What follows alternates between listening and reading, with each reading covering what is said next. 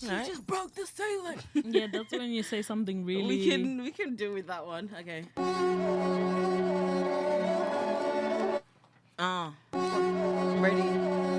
Yeah, let's get it. Real bad bitches from the west and the south, and I'm getting What this do you clout. know about 0121? Southside, big girls, we from Zimbabwe.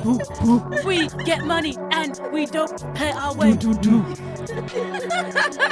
You don't want none of this smoke. I'm telling you, you don't want none of this. Can you say how you can easily be so like I can do I this. know. I can do this. I can sell records. Pull up. Okay, welcome to Hezvo, guys. We're back again, and today we have a guest. And it's like so exciting because this is one of my oldest friends. I went to high school with him, and like he's totally amazing. But let me do it officially. I thought I'll say that first, okay? So today we're joined with the incredible Sipho Eric Ndlovu. I said that right? Mm-hmm. He is a performance artist, writer, and the creative force behind Africanise. His work currently uses art to reconnect with communities, with African heritage, and drawing inspiration from the University of Birmingham's cultural collections. He's deeply passionate about making art accessible, and for over a decade, he has used his creativity as a way to empower others. Welcome, Eric. Oh, thank you so much. That's very good. Thanks so much for having me. Absolutely, it's such a pleasure because like I've been watching you on socials and I was just like, I can't believe you carried on, because I know we were in like performing arts class together and we used to like do all that kind of stuff, but like you actually carried on, and not a lot of people do that and actually find meaning within that, other than, you know, I want to get famous and I want to be a movie star, you know, that kind of thing. With that being said, how did your journey into performing arts and writing begin? Yeah, so it started, I guess, by being inspired to help people because of how the arts helped me. So I had a stammer. I've always had a stammer. Yeah. And I was gifted a CD by my mother. It was Eminem, the Eminem show. If anyone has listened to that, you know it's an inappropriate gift for an 8-year-old. Oh my god, that mom is the coolest. However, with my speech impediment, you know, supposedly I couldn't talk until I was 5. Then when I did start talking, I had the stammer, and the way mine works, that my head feels like a contraction, some tension, and so does my chest. But then when I was rapping along to Eminem at 8 years old, I had this freedom in flow and in conversation, and this tension had just disappeared. Yeah. I was like, wow, what is this magic here? And so I would speak rhythmically as much as I could whenever I couldn't get my words out. And I found it fun, I found it exciting, and so I thought, oh, let me continue to practice this. You know? And I guess it translated to my love for music, my family's love for music in my community, and then dance as well.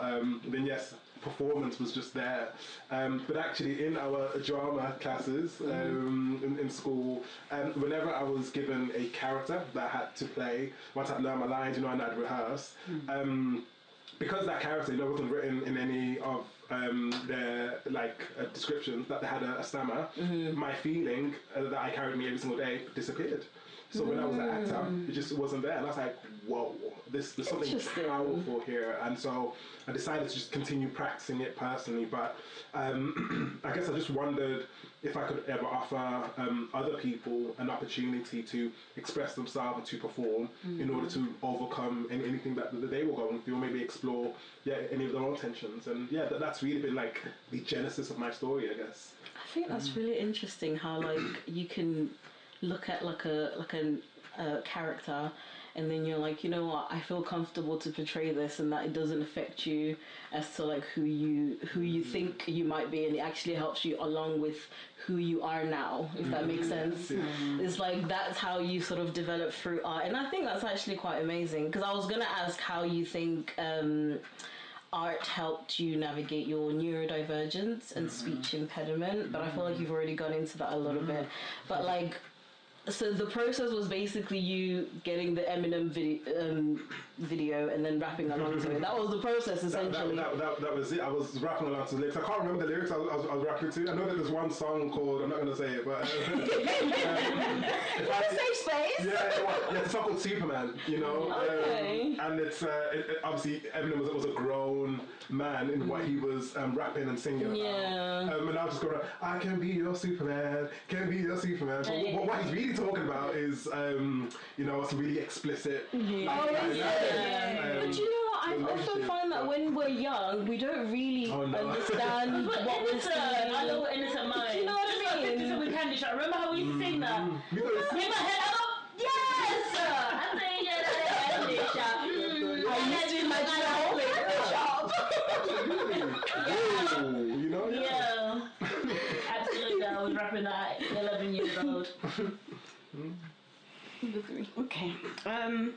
What does making art accessible to all communities mean to you in practice?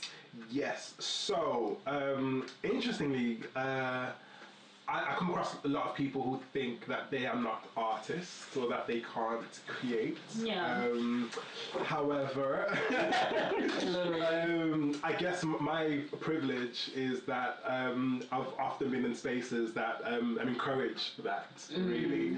But then I guess I've always been observant and open and been accepted into spaces. So really, it's just about meeting people in a positive and welcoming way in whatever the setting, and saying, hey, what would you like to draw?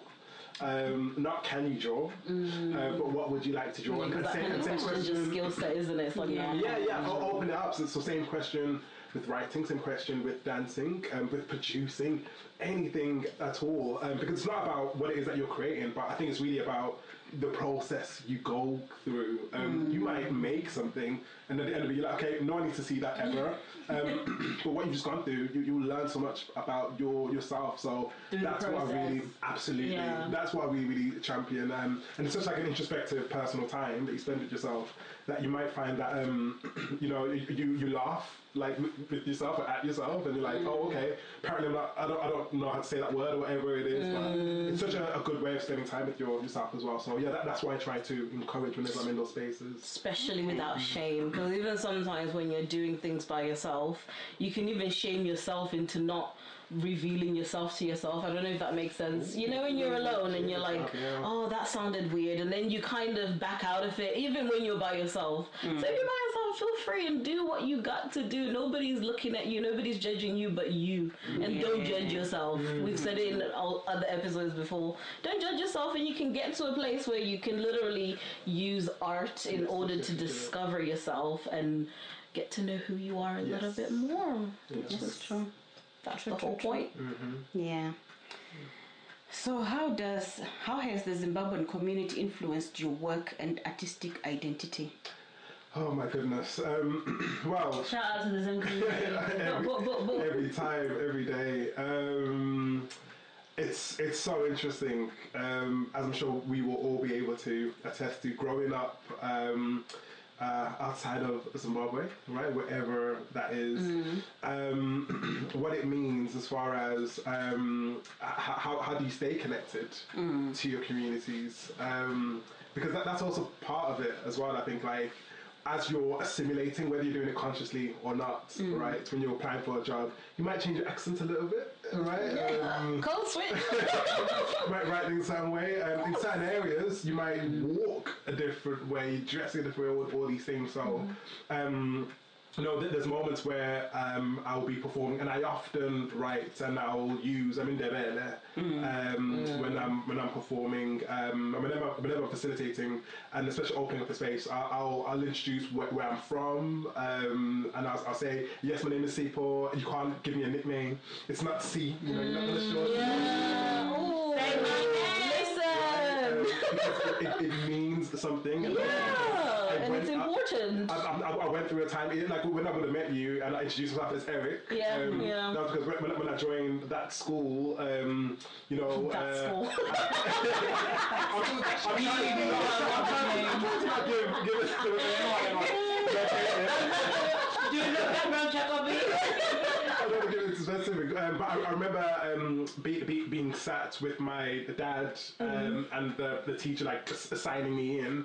And actually, another part of this experience of being an immigrant come from another country was that I was also translated for my dad as well. Me, my dad, and the teacher. I hear people talk about that, but I don't think we ever experienced that. Yeah. So I always knew that I guess my dad had some insecurities when it came to English, understanding English, even though I've always seen him as the most intelligent man I've ever known.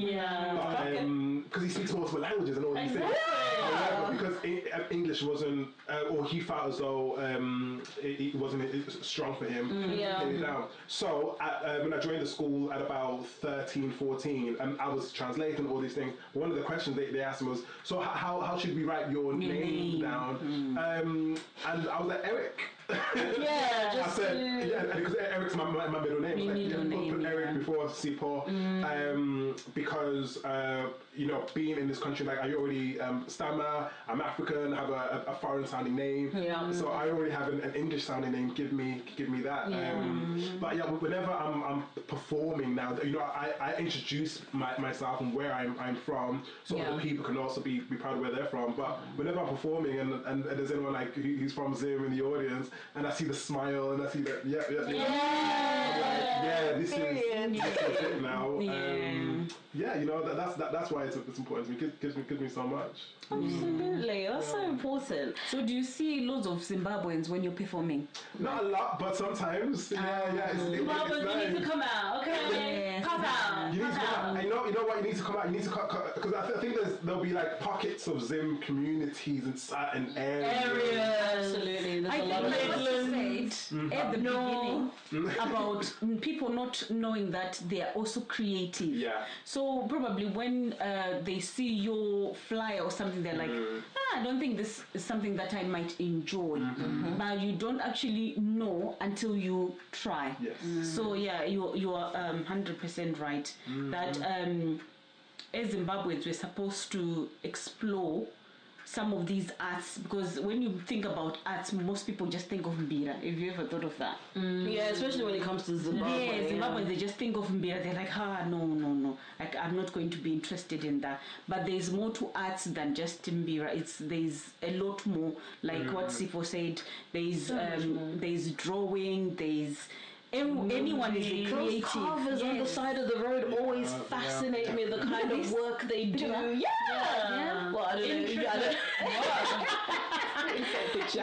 We'll try to show you. But like, honestly, like, it always amazes me the amount of like how vast we can be when we really look at it, in the way that we rap, we sing, we act, in the way that we carve out stuff, we do paintings. Like, I'm starting to assimilate into that as well, where like mainly the kind of content that I'm digesting on social media is going to be based on like Africans and Black people. And like, I see a lot of artists now who are Zimbabwean who do paintings, amazing paintings. Fashion. Recently discovered a fashion designer, and I was like, I need my hands on these pieces. Yes, you know, I feel like Nigerians dominate in so many of these fields, which because they're good at it and delicious, and there's so many of them, and it makes sense. But I really love when I see like a Burundian designer or like a Ugandan singer, just as a whole, as a continent, really like uplifting each other individually to come together. Absolutely. And also, the one important thing that you did say is that you think your dad is like the smartest person ever, but then for some reason sometimes when you do come into like countries like this one where mainly English is spoken, it kind of feels like we use English as a marker up to be like, how good are you? Like, are you really trying to be like assimilate into the community or whatever. But like speaking English or speaking perfect English should not be a way we determine what's intelligent and what's not. Because he speaks multiple languages.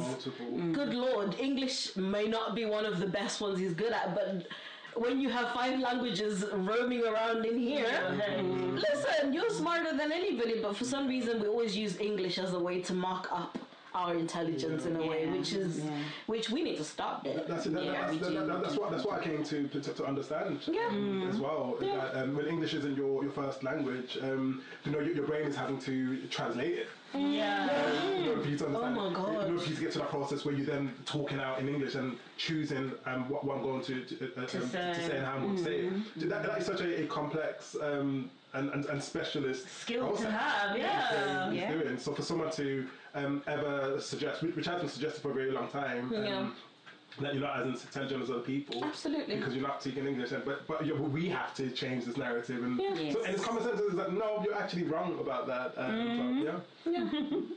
One thing I would like to ask you as an artist, I love asking this question because I feel like a lot of artists debate on this. Do you think life imitates art or art imitates life? Very good question. Now, anyone who went to school with me will know that I was a drama queen, but a drama king is what I call myself. It's just that people could call me drama queen all the time. I'm like, why not king? But yes, drama king. And the reason I say that is because my life is, I guess, a source and a platform of how I perform and what I perform and what I create, really.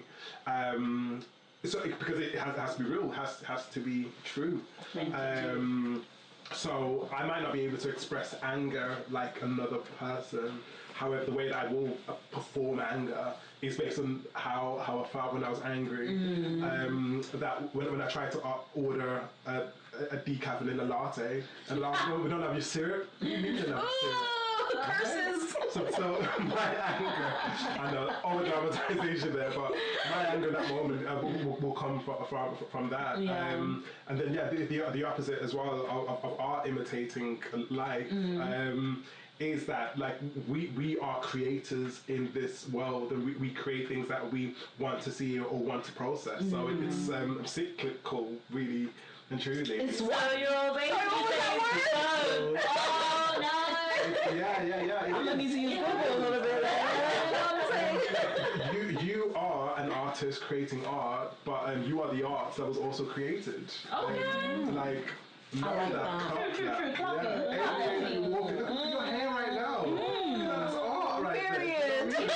Even our skin. If you look at the texture of our skin. Texture of our skin. Do you ever sometimes just touch your skin and think, wow? Yeah, all the time. Wow. More times than I care to admit. I'm not gonna lie, especially in the morning when I'm like in the bathroom before I shower or anything, just out of bed, and I'm like, damn, I'm in What role do you think that artists play in telling African stories on global platforms? I mean, so important, so important. I'll actually start with like an example closer to home. When I first came to this country, I was 9 years old. Same, bro. Same. Yeah. And I was working out how am I going to survive? It's so cold. You were aware at that age how cold it was, or how? Yeah. Do you mean when you got here? Or? Got here. Oh right, sorry. I came back in the autumn. It was cold. For me, I hadn't seen my family for 2 years as well. And I traveled by myself, and I was excited. And I was leaving South Africa at that time. So I was leaving at this like lovely South African heat. And I was like, why is it so cold? Not just in the evenings as well. Yeah. All day, every day. And then like the area that we lived in, it wasn't the most welcoming. We were only like a black and an African family. And I was like, oh my gosh, what was happening? But a couple of years later, I came across grime music. Grime music, which for me I would describe as this culmination of a range of black cultures, and that taught me not what it means to be black in England, but how black people have survived in England. From how you can talk, how you can walk, and all this like absolutely, and so the reason I use that as an example was because in school and in the history that we were taught, a lot of it was so like Eurocentric and biased as well, and we didn't hear about African history, African storytelling outside of slavery, and again, that's not our story. Yeah. And I've always wondered. This is why I get in trouble in school as well, because I would ask these types of questions like, but how would we tell these stories as opposed to you were slaves, which is a horrible term, right? So what I've come to know, for example, is even through music. We've got storytellers who tell us so much about how you create and who you are and your history, and so sometimes you need to like search for yourself if it's not just around you. You need to find the musicians. You need to go to the exhibitions as well. You need to watch the movies. Because it's like a real authentic interpretation of something that you can already engage in and tells you of where you're from. So yeah, it's crucial. Yeah, really. I think it's important for representation as well. And just it informs the way that you think, the way you move, the way you carry yourself. If you don't see yourself most of the time, when all you're watching is basically other people, other cultures, and you're ingesting that, and then you're not really also taking in where you're from, I think that can also impact the way you think and move and how you carry yourself in the world, that you won't have like a sense of rootedness. So I think it's important when artists actually make it a point to bring out like their cultures and actually represent and say, look, I'm from Zimbabwe, look, I'm from Ethiopia, look, I'm from Rwanda, and this is what I do, this is how I move and everything else, because it's really important. Because even we were talking before, like how like when you're born in this country, you kind of try to find a way to shrink yourself so you fit in, that you want to speak perfect English, you develop an accent, you code switch, and like You lie and say you're South African when you're Zimbabwean. from Zimbabwe. To be honest, I'll even admit right now, sometimes I used to say I'm from South Africa only because I didn't want to hear about Mugabe anymore. Like like you know when you're in a taxi and they're like, oh, where are you from? You can tell out where I'm from. But anyways, I'm gonna tell you South Africa, because then now we don't really go anywhere. Or then that ended up not working. Drivers always have something to say. You can say That ended up not working. Yes, that ended up not working, because then they'll be like, oh, apartheid, and I'm like, sir, And now you're looking like boo-boo the fool, and you ain't got no idea. like I don't want to do this. I don't want this exchange. Like so now better than that. like I've gotten. That one's heavy. Now I've gotten comfortable with just saying I don't want to talk about it. I don't want to talk about it. Like, all right, you can ask me where I'm from, and I'll tell you I'm from Zimbabwe, but let's not try and go into this whole. Oh my God, you guys, you're killing me so bad. Thank you. I didn't know. Thank you very much. When was that point for you all when you started to be proud of being Zimbabwean of this? Yeah. Like, did you remember any crucial points? I feel like I've always had a sense of pride in being Zimbabwean. Always. I feel like, especially when you're around other Zimbabweans, it comes so naturally. And it feels like home. It just feels all warm and fuzzy. But I feel like it's grown in the way that I've matured to be like, you know what, and be outright and full with it. Even my accent sometimes, I think even at work, I tease her about this all the time. What did you say before? What? Like, you said a word. Yeah, go on, tell them how you make fun of me. Yeah, all the time. Like, sometimes it switches. Wait, what was the word? And it leaks through. All I remember is that she was like, what did you say? And then I was like... And I'll make her say it like 8 times, and she's still not clucking. Because the accent is the accent. It slips out sometimes, you know? Have you ever felt like that? Yes. Yeah? Like felt like I'm not Zimbabwean. No, you're not proud to be Zimbabwean. Oh yes, like I'm not proud. Yes, yeah, I did. I felt like that. like what Onit was saying, especially when people talk about your country, like the money, the only country which has trillions in one. But World Guinness record, okay? Don't be jealous. But ain't got no Guinness record or something. You see? Are we proud of that? You've been a millionaire. I've been a millionaire. The whole country has been millionaires. Manifesting, okay? So actually, what's his name? Elon Musk won't be the first one. We were first. Yeah. But when it changed for me was when you start reading on social media, people saying leave our country. That's when you're like, excuse me. People never see me as one of them. Excuse me, I got a country. I've got a home. Yeah. I can actually go back to. I did not burn my village. I can go back there. I know, but sometimes these people think that we burned where we come from. We didn't. Came here, yeah. Yes, so I can proudly go back where we came from.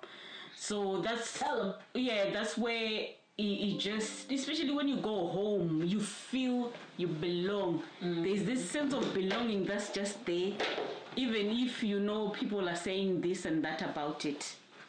For me, it was like, it all happened. Like, I feel like everyone talks about your frontal lobe developing when you're 25. Mine literally developed when I was 17, not to be an overachiever or anything. But I remember around the times when I started going to college, that's just when I started realizing, like, I don't have to take this. Like, I don't have to pretend to be something I don't want to be. I don't have to, and it was all coincided. Like, I remember I used to have a best friend, and she was white. Love you, girl. I still love her. We came from, it wasn't coming from, like, a negative place, but I remember we'd be listening to Disney, was it Bees in a Trap? Just a song that has the N-word in it. And then I remember she even asked me for permission, like, can I say the N-word? And I was like, yeah, girl, say the N-word. And then I know, I was young, guys, I was just a baby.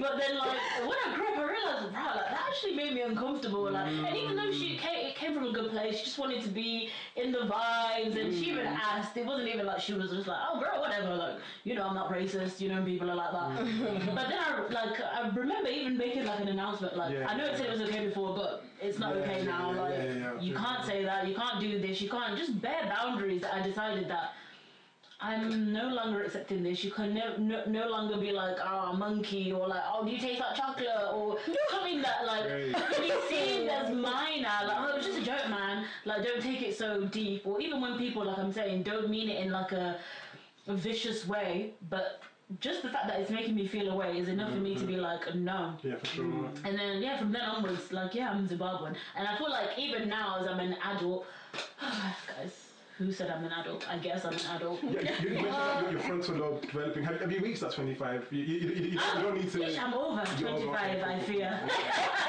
It's already happened with the whole thing. I'm over that now. Welcome.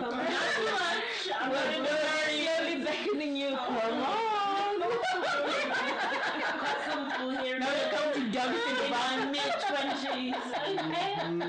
Thank you very much. But yeah, even now I feel like I'm getting more like interested in my own culture and my own whatever. Or I was at a Christian event on Monday and I was like, ish, guys. And then the lady was like, oh, like, are you Ghanaian? And I was like, no, I'm Zimbabwean. Because I didn't even know that apparently Ghanaians are like, ish. But like to me, like that's such a Zim thing. And like, or I'll even claim like when people ask you, like other Africans ask you, like, where are you from? And I'm like proud, like I think I look exactly where I'm from. That's what I always say. And then they're like Zim, and I'm like, yeah, exactly. And I feel like it's such a compliment. Where before, like if people guess like the other, I used to get, well, I do still get Ghanaian and Barbados a lot. I don't know why, but before I used to love that. It used to fuel me like, yes, I don't look like I'm Zimbabwean. Not to say, I didn't even think that there was anything wrong with looking like a Zimbabwean, but I don't know, just the fact that it wasn't super apparent and obvious that like I'm Zimbo. Whereas now, if you say Zim, I'm like, yes, like immediately, like straight away, or I might even get a little bit offended, like I look Zimbabwean, thank you very much. I'm Zim. I'd actually love to look like where you're from, right? Why? What do you always get? I I don't get Zim. Caribbean, especially now you've got these absolutely.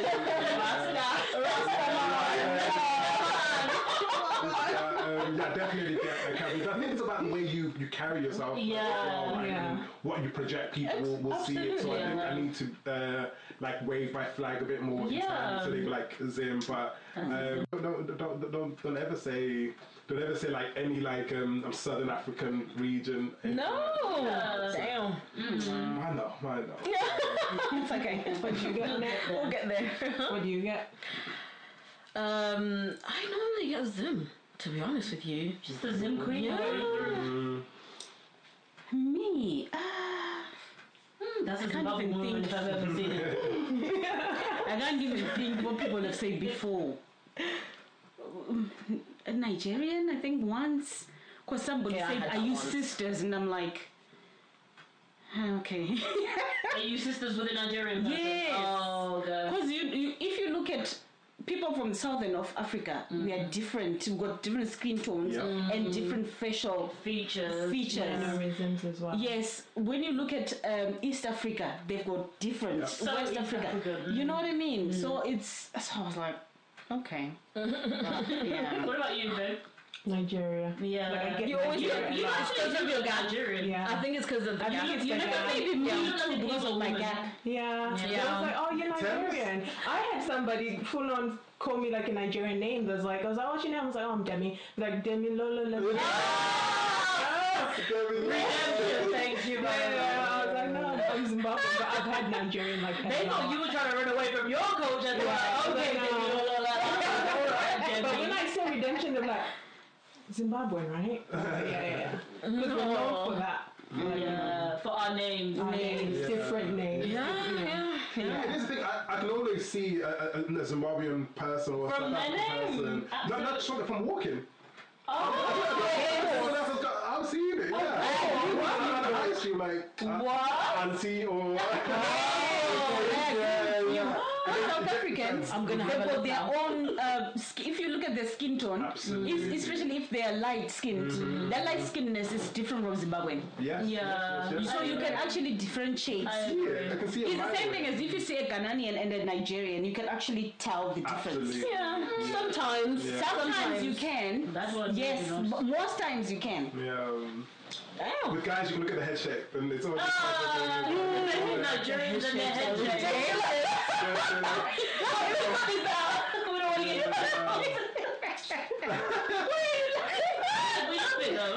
No, because We love sometimes you meet everybody. somebody, you meet a guy and he's from Nigeria clearly, but then you'll be like, no, yeah, and then you'll be like, oh, like which tribe are you from? But the head shape will tell you exactly which tribe they're from. Wow. Mad. Just saying, this is how it happened. Anyways, back to Nigerians are topic. going to come for you. Anyways, back to our guest, guys. Was there a point for you where you were like, yeah, I'm gonna embrace being Zimbabwean now? Yes. So also college. So second year of That college time, man. because the thing is, I signed up into college. As Eric as my first name. So Sipho was disappearing now, and I had a module where I had to write my own monologue. And it was my very first time of Those were so important. of writing a monologue, but I used poetry and I had to act it as well. And I just had this sense of self, and again in the Vele showing up, I was like, oh, I need to introduce myself, and my Sipho, and I was like, oh, it's too late. It's like my certificate is going to be, from that moment, and I guess taking myself as an artist seriously as well. I was like, this is me moving forward. So yeah, that's what happened. I think a monologue is like the best way to discover yourself, even if you're writing about a different character or like you're reading about a different character. I feel like that's where some of my like self-development also came, because it forces you to reflect and to think a bit deeply as to what, why, when, why, how, like, you know, that kind of thing, and you think deeply about things, and then you get to question yourself, and lo and behold, Sipho I mean, I still remember that performance, and I still perform it as well. But it's also one of my favourite. My head got tinges deep. Really, don't get me started. But yes, I still even use that as a template whenever I'm working with people, and just slightly encouraging people to like write your own monologue. It's very therapeutic as well. It is. Self-discovery. I love that. Okay. The next one is, what challenges have you faced? Did we do this one? In your creative journey? Oh, okay. No. In your creative journey, no. Oh, yeah. Okay. So what challenges have you faced in your creative journey, and how have they pushed you? How have you pushed through them? So I think that there's like a couple challenges, and or at least how I can try to summarize them. So I think there's the one about success. Because I guess that's a good one. Trying to really make this a career and to sustain myself. So because at the end of the day, you need money, honey. Okay. I knew that was a ringtone. You need money, honey. Okay, let me get up. Let me go. I like that. So I think like my definition of success has redefined, and that's like an interesting one as well, because is it about money or is it about freedom and freedom of time? And I've come to understand the most important thing for me is time, like that. It's that and who I spend time with, and all these things. So Absolutely. how do I do that without compromising on myself as well? So there's been those challenges where I am going into an audition, or I'm in a creative process, and people are belittling my name or my culture by either giving me a nickname or not taking my story seriously. But then what am I accepting as well, or compromising just because I need to be in this room, I need to meet this person in order for success. So I think that there's been that as a challenge and navigating it. And I mean, a couple of years ago, I had a turning point in my career where I became really intentional about who it was I was working with. So I wasn't just going to be here, there, everywhere. But I was like, I want to give you my time, and I can work with you for a few weeks, a few months, whatever. And yes, I'm a Christian, so money will come when money comes. I know it, and things will be provided for as well. So and that's like my second point as well. In terms of my creative challenge, why do I do the things that I do? And one of the biggest blessings, and the one that's like lifted a lot of burdens, is that a lot of this isn't actually just for me. I will write a poem like, this is not for me, but yeah, I will feel this conviction and instruction to rehearse it and get it to the best quality and perform it. And you know, sometimes people say, like, somebody. It's someone. It's like I don't know if someone can hear this. I don't know who I'm talking to right now. It's one of those ones. So just keep showing up. And I meet so many like small black boys, you know. And I'm thinking of one in particular. He's 10 years old, and I call him my teacher because he's so intelligent and he's so like articulate as well. But the reason I stand up in the space that I do is for those types of people, and so it's not just for my ego. And sometimes that's been a challenge of. Am I trying to be the best? Am I trying to be seen a certain way and attract all this attention? And actually, I'm pushing back against all of that external validation. So yeah, it's these types of challenges. You know, all about sustainability and all that. Absolutely, you can relate to that. It's very important, especially staying true to yourself when like. I think sometimes when we grow up with these like superficial ideas of what we want. Yeah. Like especially like when you're like in music, money, honey, creative. Even that, it's money first, but then it's also fame. Sometimes it's just being able to be seen, and that you want people to see you and to validate you, etc. But then when you grow up, and then you kind of find out that no, you don't need their validation. You need yours. Your own. Yeah. Like how do I feel about this? Yeah. Do I like this? Who actually am I? Am I doing what I need to do and what's good for me and what's good for my future, etc., etc.? Like that's very, very important, because I think even for the reason I can relate is because even with this podcast, like I didn't just want to do it just because like everybody's doing a podcast. Let me get the fame. And in fact, for a while we didn't do it because we're like, oh, everyone's doing a podcast. You don't want to be like, oh, you're just jumping on a trend. But then I felt like we kept having certain conversations where I felt like other people could benefit in these hearing these conversations. Like it could be one person, it could be 20 people, it could be hundreds, it could be millions. It doesn't matter. It could literally because come on, but like.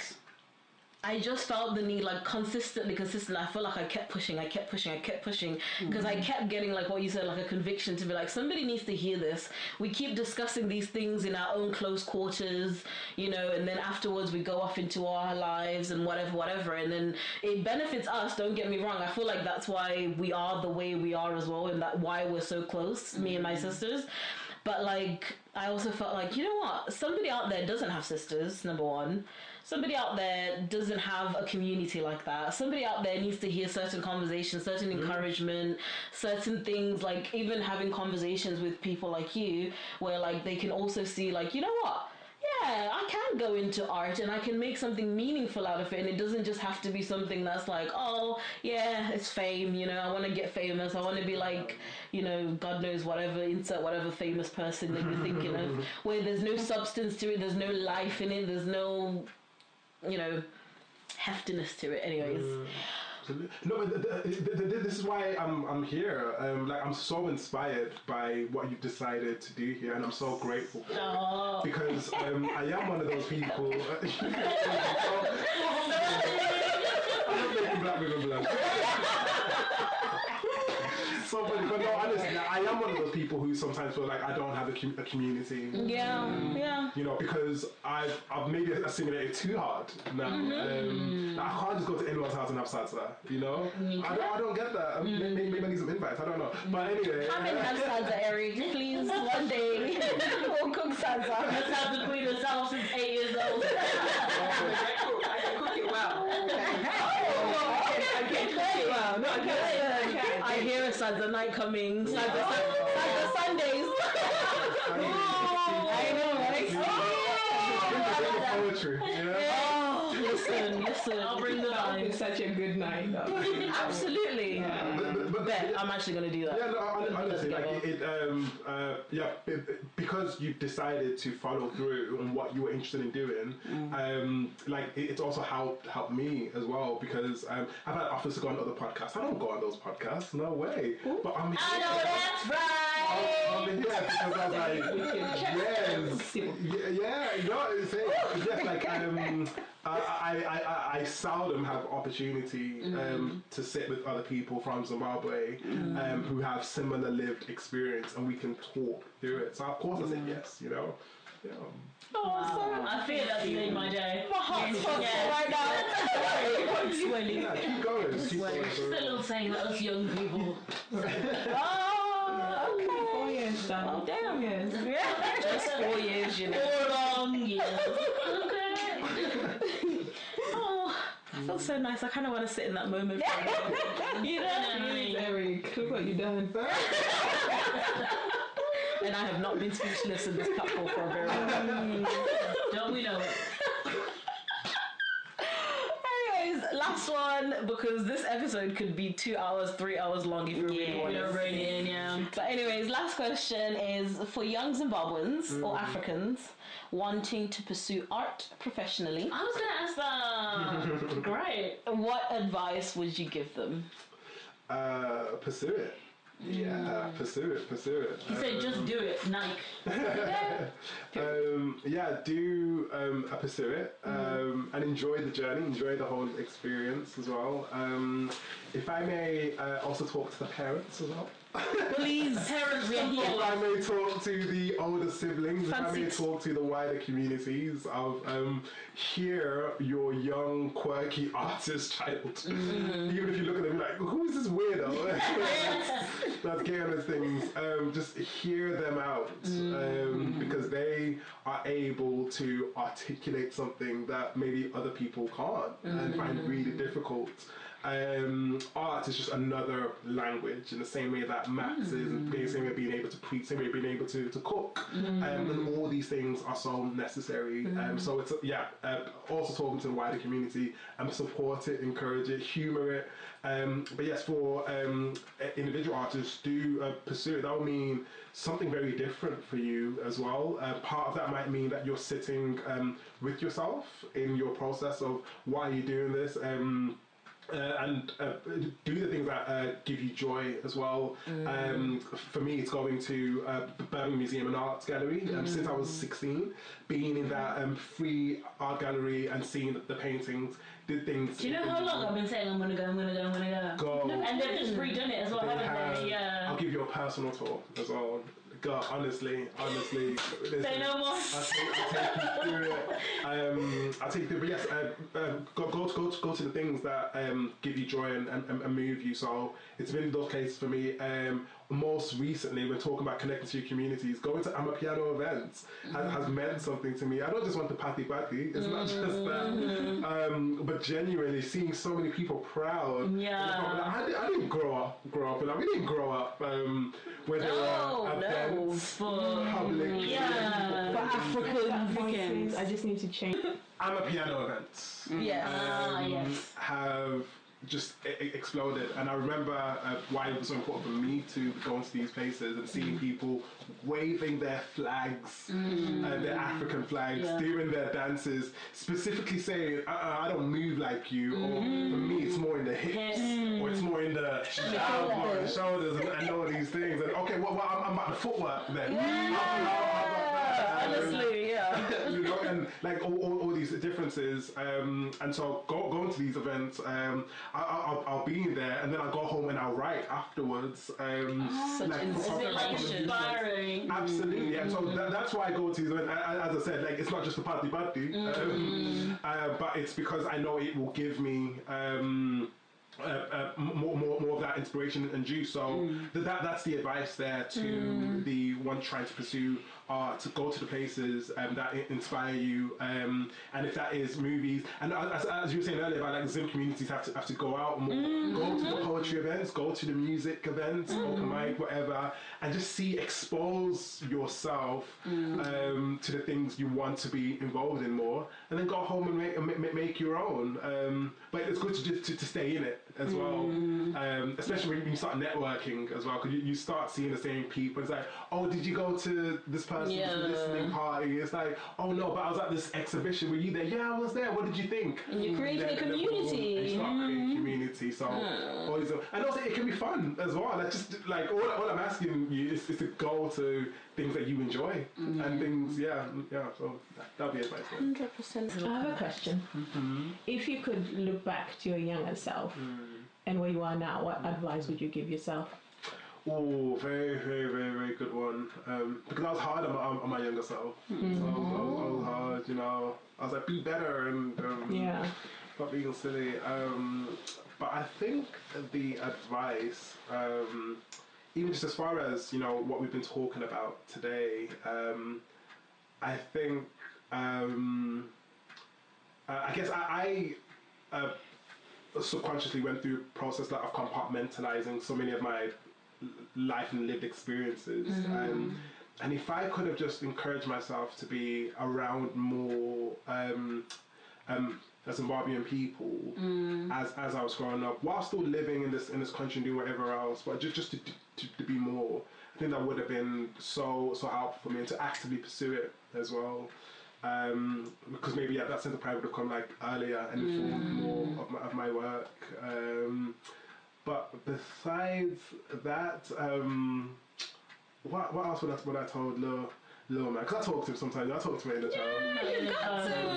You got to. But yeah, I think I just would have encouraged him that like when he wasn't doing what other kids were doing, boys especially, I'm like, it's good. Don't doubt yourself, and in fact, be around more people who see the positive impact you're trying to make and encourage that, and use soppy positive language and talk about love and things from early. So I think it would have been that. Also, learn how to cook salsa as well. Do it now. You know what? Speak more in the hill. Yes. Me speak to you. And Shona as well. Yeah, you know, Shona, yeah. Because I'm in my 30s learning. Harder now than then. Yeah. Still ain't too late though. Still ain't too late. Yeah. But yeah, thank you so much for coming. It's been a pleasure having you. Don't be a stranger. Come on back. And if you guys want to find out his socials, any of his information, it will be somewhere on the screen, down But below. also, maybe you can tell us what you're doing next, like where you're going to be performing next and everything, so people can potentially Yes, attend. absolutely. I have just performed a new show that I've written. It's called Imperfect Impediment: My Stammering Journey. So yeah, I wrote that and I performed it. And I'll hope to be doing a tour as well, and a lot of that show performance. It's a theatre show using spoken word poetry and dance, and it talks about my experience with my stammer, but then also being Zimbabwean as well. So there's a lot there. So that'll be coming around. So keep a lookout for that. Definitely. I'll also be running more workshops from Africanise, so using visual arts. And African artifacts, and having people share their own interpretation. So there'll be loads more of those workshops, especially in Birmingham and wider West Midlands. So yeah, loads of things coming up, which I'm really excited Absolutely for. fabulous. 2026. Yeah. And you know what? One thing that you did say that you get from the Amapiano events that I want people to feel after watching this episode is like feeling inspired. You know, sometimes it's very important, even when he was giving advice about like if young artists or any other Africans who are wanting to get into the art space, like I want us to feel inspired by what we talk about here. And I think that was the whole point of Hezvo as well. Like I like to have people like Eric, so then at least you can see for yourself. Sometimes you can't fathom what you don't see. But there are actually people who are actually doing it, and they are living and they are finding meaning in what they're doing, and that's amazing. No matter what you want to do, this is not just a throwaway course that you do as a backup plan. This is what I used to be told as well. Like, it's a backup plan. Find something more serious. This is serious. There's a lot of impact from the work that Sipho does, and I just hope that somebody heard it and somebody walks away feeling inspired like I did. Because I feel inspired. Yeah. But yeah, that's it. Yes. Yay! Thank you. Thank you very much.